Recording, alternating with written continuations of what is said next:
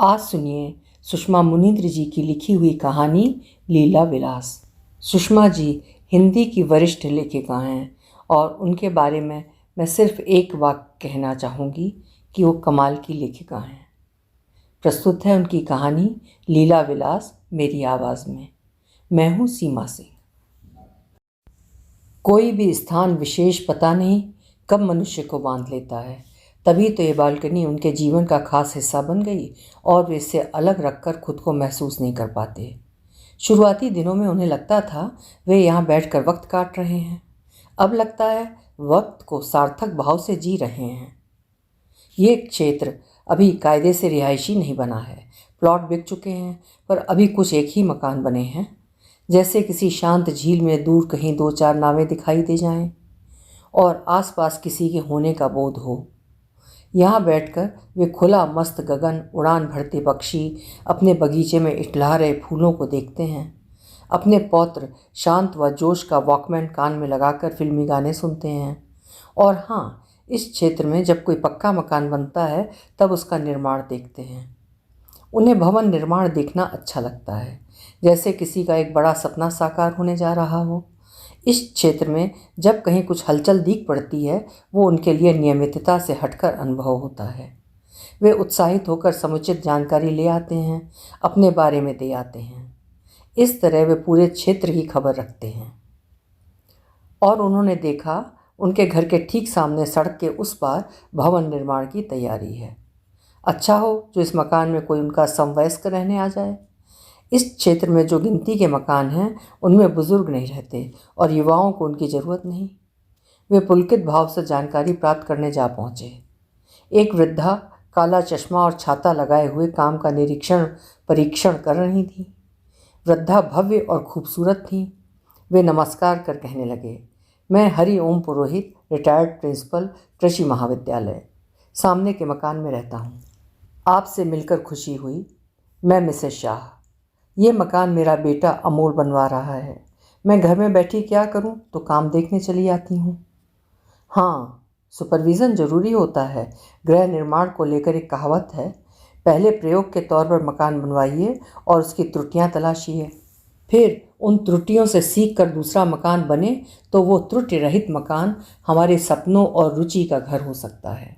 मैंने अक्सर देखा है घर बन जाने के बाद लोग किसी न किसी कमी को लेकर ज़िंदगी भर असंतुष्ट रहते हैं, पर औसत आदमी के लिए ये संभव नहीं होता कि वो दो मकान बनवा पाए। एक मकान बनवाने में ही कितनी अड़चनें आती हैं। तो मैं आपको ये कह रहा हूँ, प्रत्येक बिंदु पर बहुत अच्छी तरह विचार करके ही घर बनवाना चाहिए। आजकल लोग वास्तुशास्त्र का महत्व स्वीकारने लगे हैं। सबसे पहले शल्य शोधन प्रक्रिया द्वारा भूमि को शुद्ध करना चाहिए। हमने तो ये सब नहीं किया। मिसेस शाह ने अचरज व्यक्त किया। ये सब जरूरी समझा जाने लगा है। ईशान कोण में स्थित भवन शुभ होते हैं। दिशा को महत्व देना चाहिए। बहुत से लोग मकान की गलत स्थिति के कारण गृह कलह, बीमारी, अवसाद, असफलता से त्रस्त रहते हैं और वास्तविक कारण न समझकर उपचार में पैसा और समय व्यर्थ करते हैं। उन्होंने सीन खींचकर मिसेस शाह को सोच में डाल दिया। इस खिसकती उम्र में भगवान और भाग्य पर भरोसा बढ़ने लगता है। बोली, अब क्या हो? नक्शे में घर का प्रवेश द्वार तो दक्षिण दिशा में है। अमोल ने पता नहीं किस बेवकूफ़ आर्किटेक्ट से नक्शा बनवाया है। बस इतना कीजिए, बरामदे का द्वार सामने न रख साइड में रखिए, प्रवेश द्वार पूर्व की ओर हो जाएगा। मैं अमोल से बात करूंगी, कृपया आप आते रहें, दिशा निर्देश मिलता रहेगा। मिसेस शाह प्रभावित हो गई। मैं आता रहूँगा। उन्हें लगा वे किसी के लिए उपयोगी सिद्ध हो रहे हैं। उनके पास लंबे जीवन के बेहतर अनुभव हैं।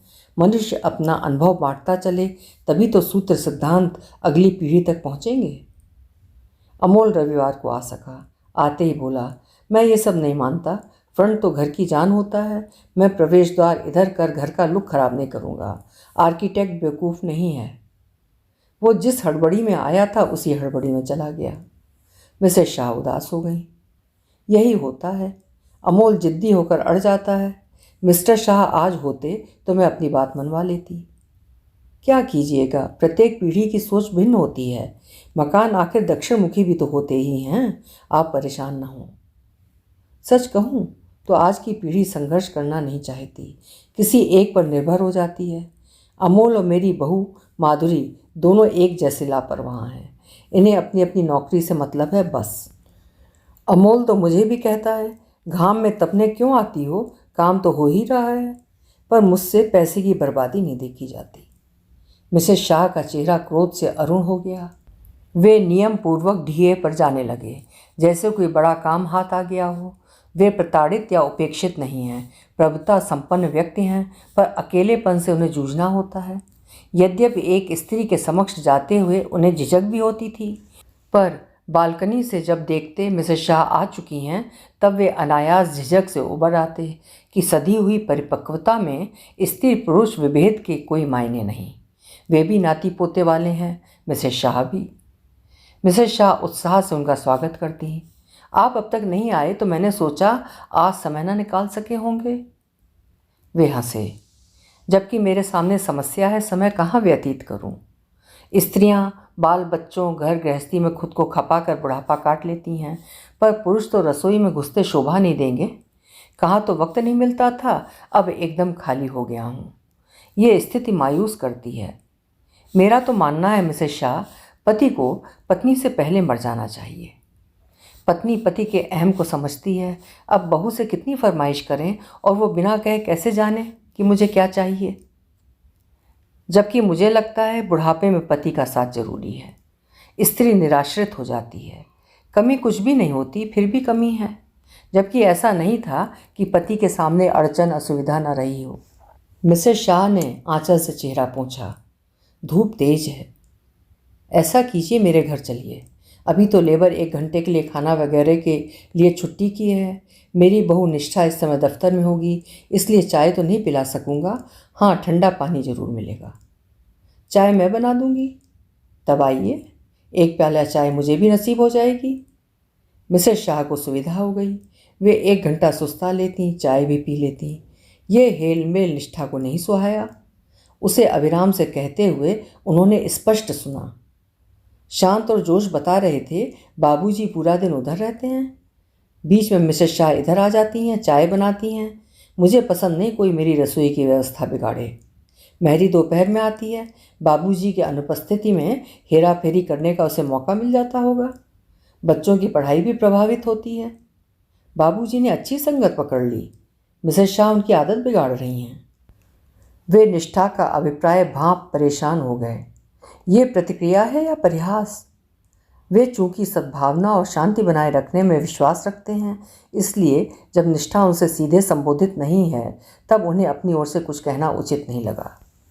तो अब उन्हें बहू की सुविधा को ध्यान में रखकर कभी चौकीदार तो कभी बच्चों का ट्यूटर बनकर रहना होगा।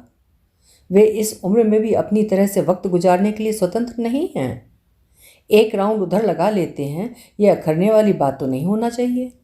और 1 कप चाय का इतना बवाल। वे सुस्त पड़े रहे, ढिए पर नहीं गए। दोपहरी में दस्तक हुई। मिसेस शाह थीं। तबीयत ठीक नहीं है क्या? आप आए नहीं? कुछ सुस्ती महसूस कर रहा हूँ, आइए ना। वे अनायास उत्साहित हो उठे। ये सच है, उन्हें मिसेस शाह से बातें करना अच्छा लगता है। पर मैं अपनी चाय की तलब का क्या करूँ? ये जो आदत पड़ जाती है वो बुरी चीज़ है। मिसेस शाह अधिकार भाव से सामने के सोफे में बैठ गईं। आप चाय बना लीजिए। उन्होंने तय किया, यदि अभिराम या निष्ठा आपत्ति करेंगे तो वे स्पष्ट कहेंगे। इतने स्वतंत्र वे हैं जब किसी को 1 कप चाय पिला सकें, कुछ अच्छी बातें कर उत्साह पा सकें। मिसेस शाह का मकान बनकर तैयार हो गया। उनके मकान से बेहतर बना था। वो इस क्षेत्र में सबसे अच्छा मकान अपने ही मकान को मानते हैं, और यदि मिसेस शाह का मकान भी बेहतर बना है तो इस बेहतरी में कहीं ना कहीं वे भी हैं। जैसे कि छत की सीढ़ी की जगह परिवर्तित कराकर उन्होंने एक अच्छी गैलरी की गुंजाइश निकलवा दी थी। तब मिसेस शाह ने कहा था, कितना ही आर्किटेक्ट की मदद कर लो, पर कुछ काम ऐसे होते हैं जो हम सयानों के अनुभव से ही सधते हैं। गृह प्रवेश पर मध्याह्न भोज के लिए मिसेस शाह स्वयं आमंत्रित करने आईं। पुरोहित जी, आपको मैं व्यक्तिगत रूप से आमंत्रित करने आई हूँ। सपरिवार आना है। आपने अच्छा सहयोग दिया, वरना मैं परेशान हो जाती। मैंने ऐसा क्या किया?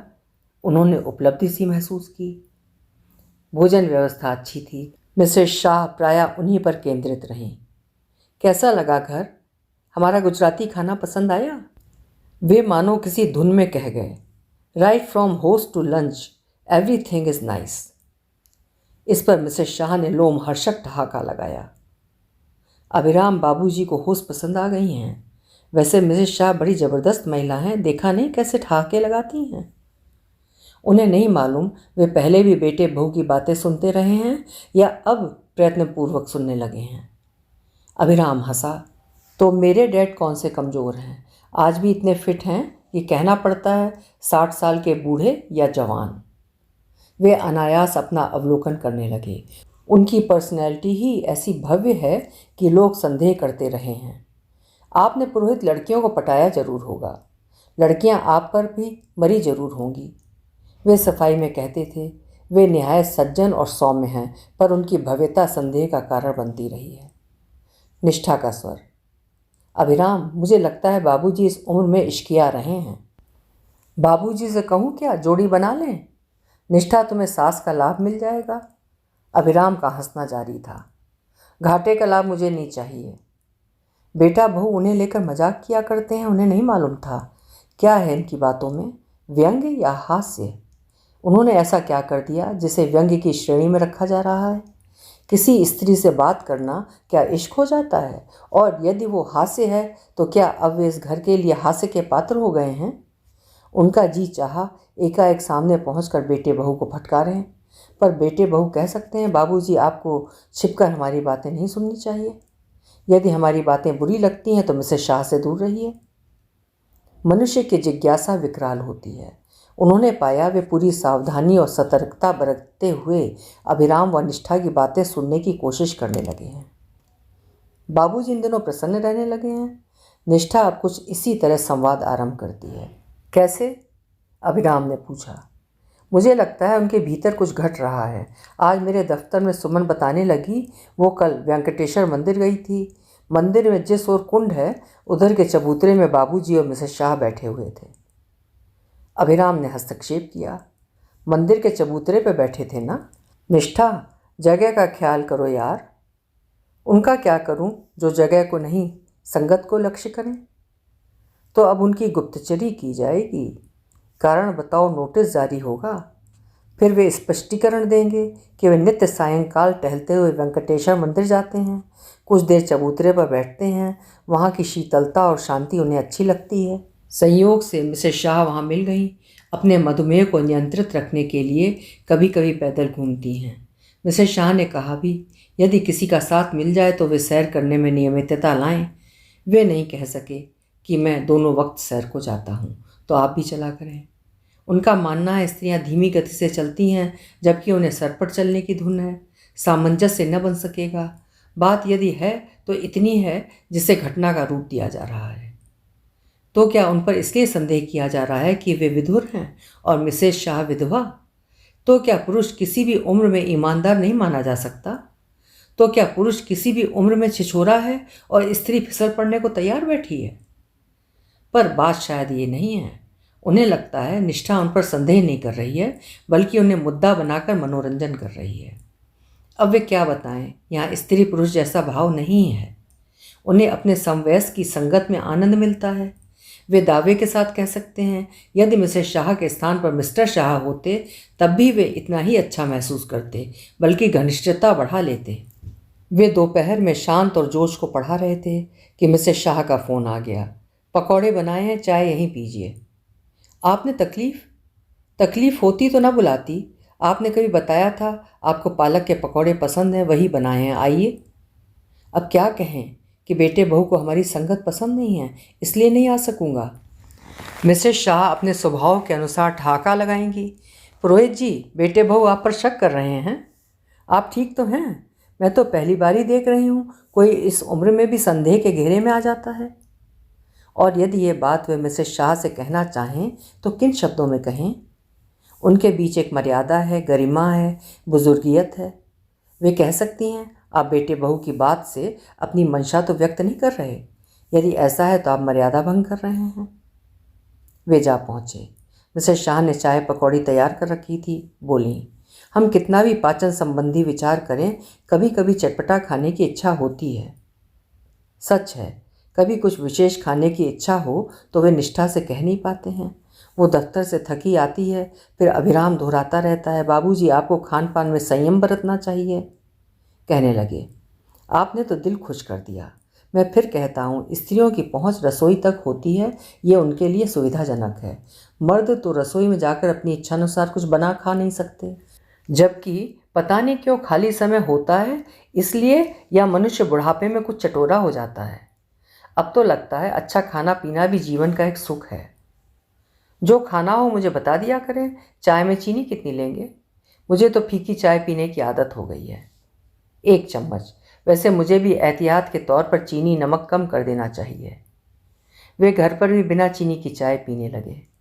निष्ठा ने लक्ष्य किया, अभिराम मिसेस शाह को चीनी मना है तो बाबूजी चीनी त्याग रहे हैं। तो अब उनकी प्रत्येक गतिविधि को मिसेस शाह से जोड़ा जाएगा? अभिराम ने इस बात को भी गंभीरता से नहीं लिया। बाबूजी ठीक कर रहे हैं, बुढ़ापे में चीनी नमक कम कर देना चाहिए।